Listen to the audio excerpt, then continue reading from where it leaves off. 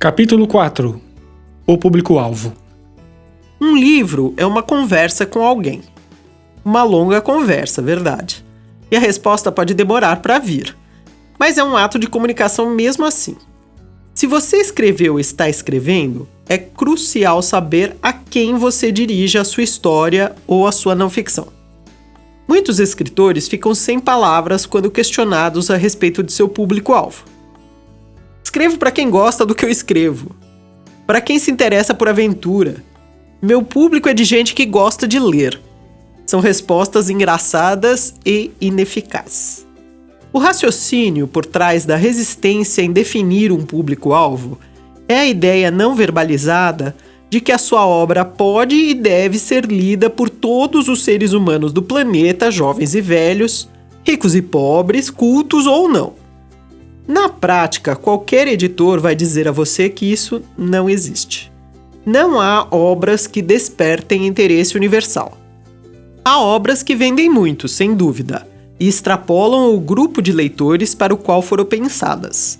Há obras que são lidas por várias gerações de leitores, e outras que escapam do país onde foram lançadas e ganham o mundo. Ainda assim, são dirigidas a um público específico. Quando damos uma olhada nos gêneros literários de entretenimento, fica fácil perceber isso. Obras românticas dirigem-se a mulheres, tradicionalmente, sendo que o que varia é a idade. Quem escreve pode falar com adolescentes, por exemplo, a série Crepúsculo, com jovens de 20 a 30 anos, por exemplo, a série de romances eróticos de Camila Moreira, com mulheres mais maduras, o mega sucesso Comer, Rezar e Amar, de Elizabeth Gilbert. Isso quer dizer que uma mulher de 40 anos não pode ler Crepúsculo? Ou um homem de qualquer idade não vai gostar de Comer, Rezar e Amar? Claro que não. Lê quem quer. Livros são muito democráticos. Se não há censura, qualquer pessoa pode pegar um dos milhões de livros em catálogo e resolver lê-lo. Só que isso não significa que uma grande parte daquele público vai sentir vontade de ler a obra. O livro terá menos atrativos para os leitores distantes do público-alvo da obra. A linguagem talvez seja elaborada, ou então fácil demais. Os personagens podem causar pouca empatia, os problemas dos personagens não despertarem interesse.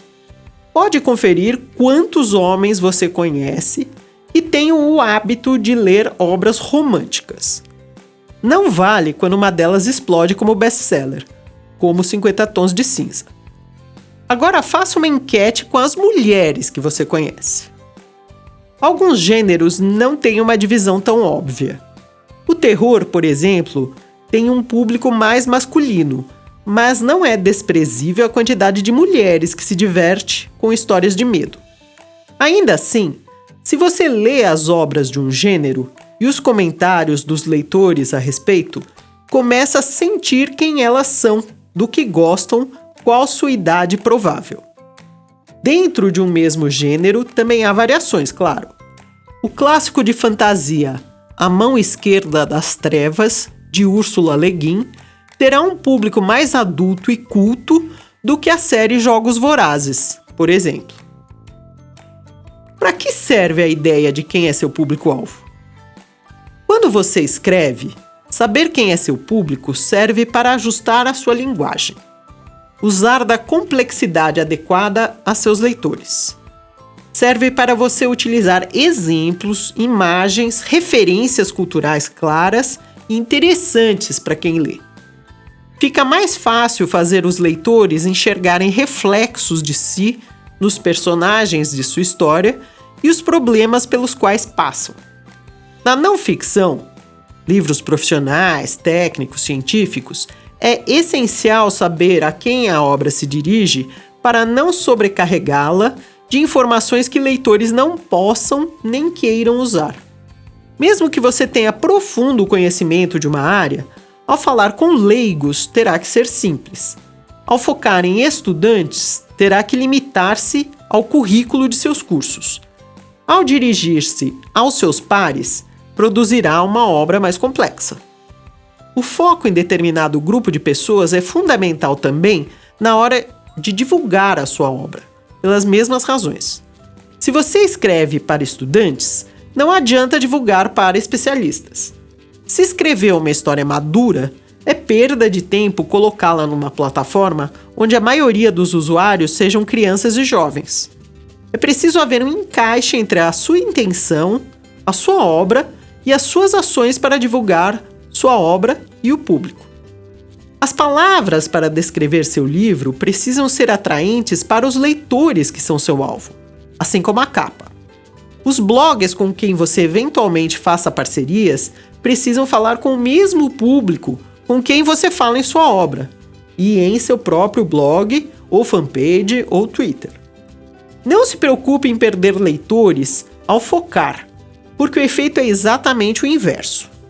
Se você agrada muito a determinado público, há chance de outros públicos ficarem curiosos e darem uma lida. Se você não agrada especificamente a ninguém, essa chance desaparece.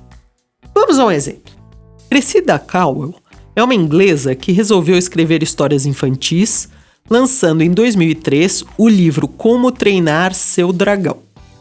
Apesar de usar como tema essa criatura mitológica pra lá de comum em livros de fantasia, a autora deu a seus dragões personalidades manhosas e, mais importante, construiu histórias em torno dos problemas de meninos de 10 anos. As preocupações: o protagonista é filho de um furioso chefe viking. Os medos: ele é fracote. O vocabulário: o menino gosta de ler. O humor: arranho, arrotos e puns são muito adequados a este preciso público, meninos de 10 anos. Não meninos de 13, que acham a história meio boba, nem meninas que riem, mas no geral se cansam um pouco do humor simplório. Não jovens nem crianças, termos muito imprecisos e péssimos para definir um público-alvo, mas meninos de 10 anos. Nem todo mundo gostou. Há muitas reclamações sobre as piadas nojentas, a história simples demais, os dragões pouco assustadores, mas eis aí que muita gente gostou. Provavelmente meninos de 10 anos e seus pais, felizes em dar aos filhos algo de que eles gostem de ler.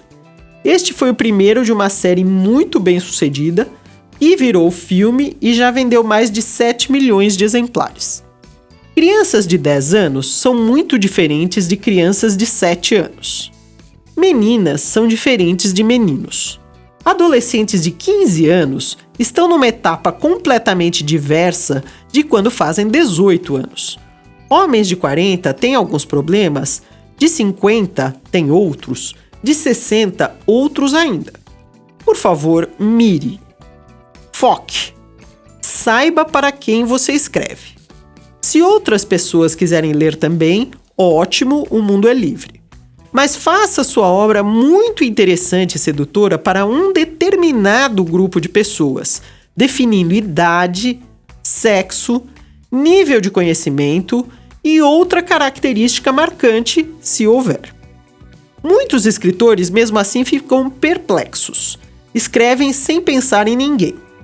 Se você sente assim, é provável que você escreva para si próprio, ou seja, que sua conversa seja dirigida a pessoas de seu sexo, idade e nível cultural. Considere, nesse caso, gente parecida com você como público-alvo. Quem é o seu leitor ideal? Depois que você determinou para que grupo de pessoas escreve, vamos pensar se esses leitores funcionam para você. Esse é um ponto crucial, porque é necessário que você conheça o seu público para saber com quem você vai estabelecer comunicação e direcionar as suas vendas. Vamos a mais um exemplo. Digamos que o seu livro seja sobre gastronomia.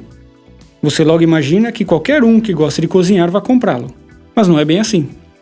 Vamos dizer que, hipoteticamente, seu livro seja um compêndio de receitas culinárias de sobremesas no estilo do clássico Dona Benta ou da famosa Palmeirinha.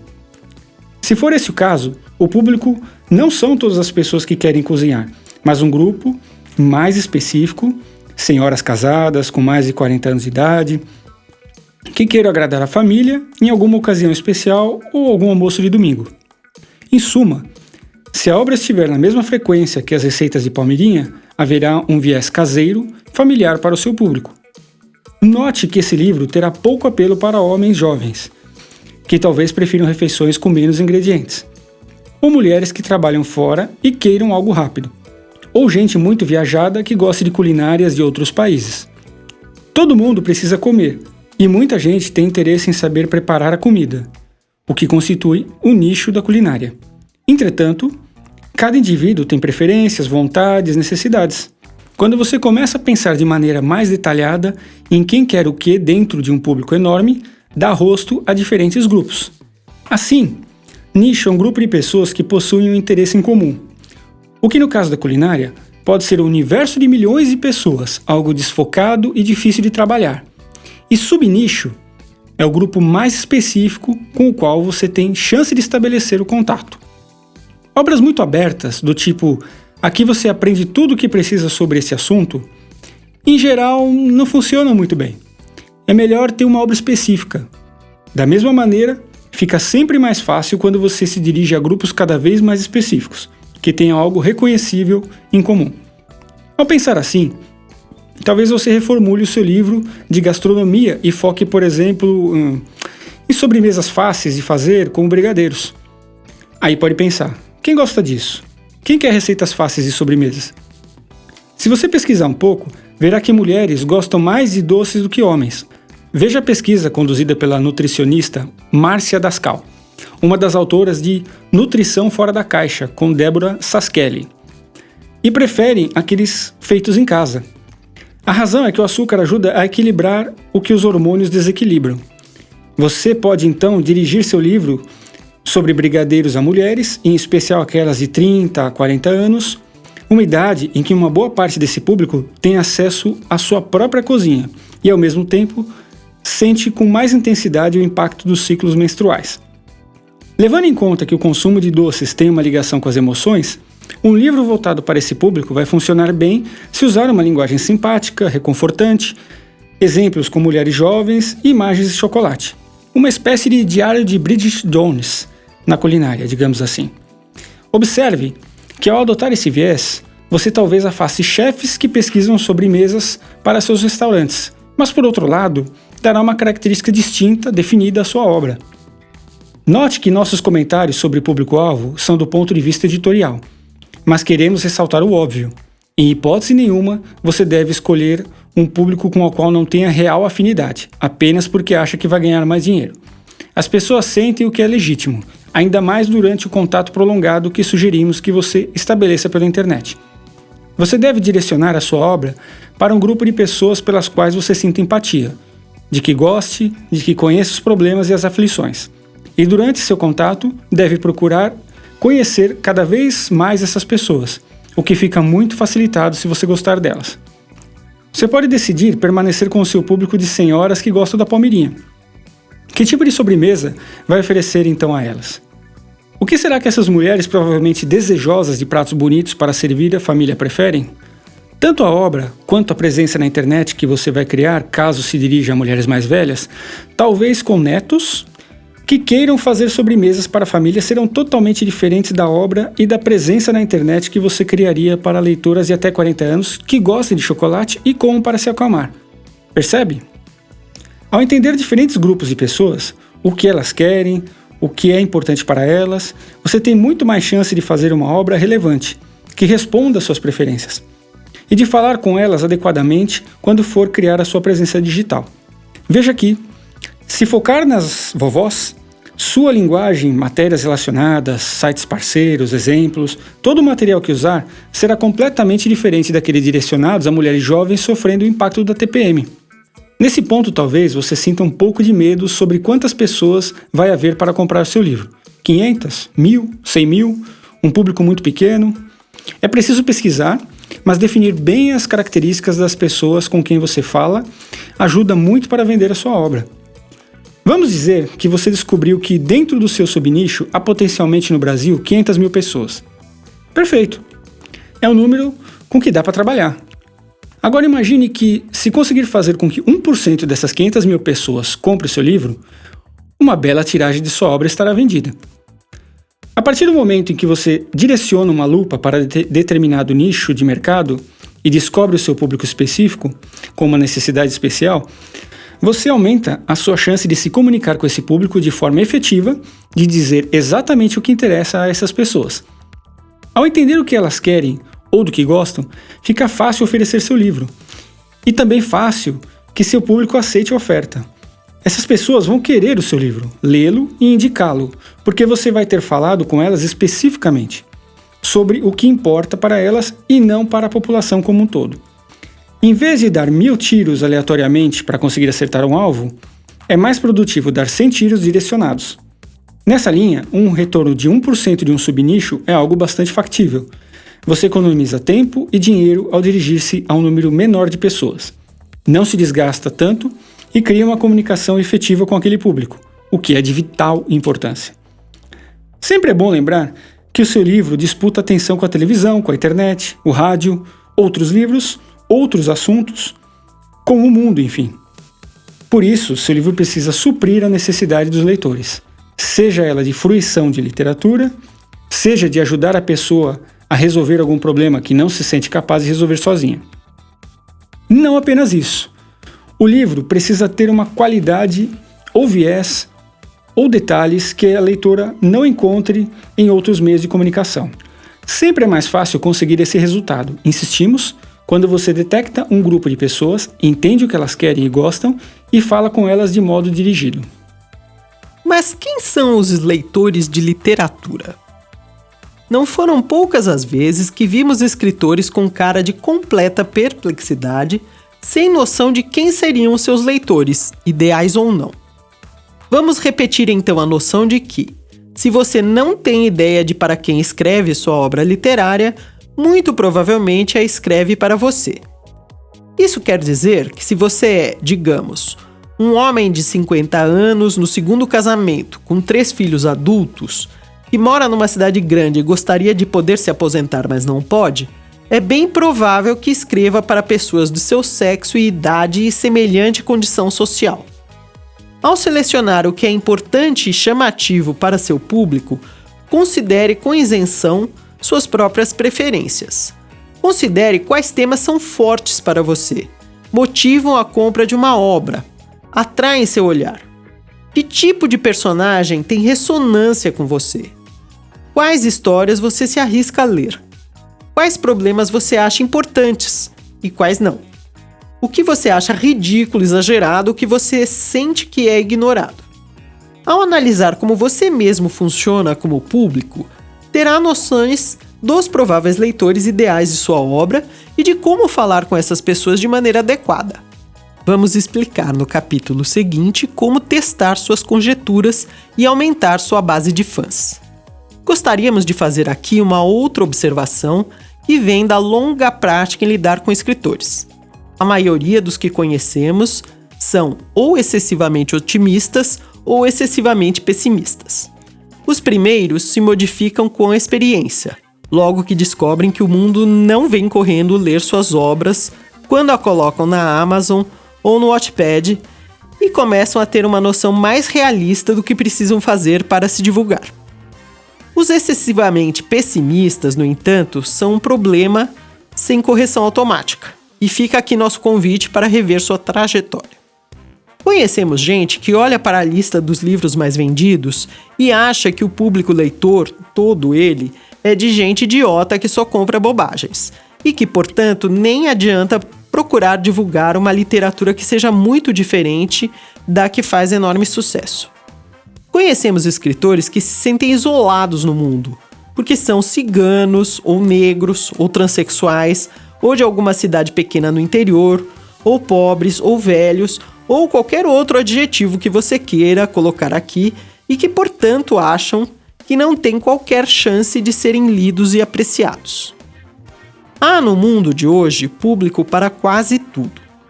Nós somos 7 bilhões de pessoas na Terra. Falantes de língua portuguesa somos 250 milhões, 80% dos quais no Brasil. Isso significa que há gente parecida com você por aí. E muita gente lê as obras que fazem sucesso, e muita gente não as lê nem sob tortura. E há leitores de literatura fácil e leitores de literatura complexa. Tem quem aprecie o rápido, tem quem leia só o sutil. Se a sua obra tiver um mínimo de qualidade e apelo para o público a que se dirige, há chance de ser lida por aquele público e apreciada. Pense nisso e pense nas estratégias de chegar a pessoas parecidas com você. Não desista a priori pensando que públicos são todos iguais e você não tem chance por ser diferente. Formulário de persona do seu leitor ideal.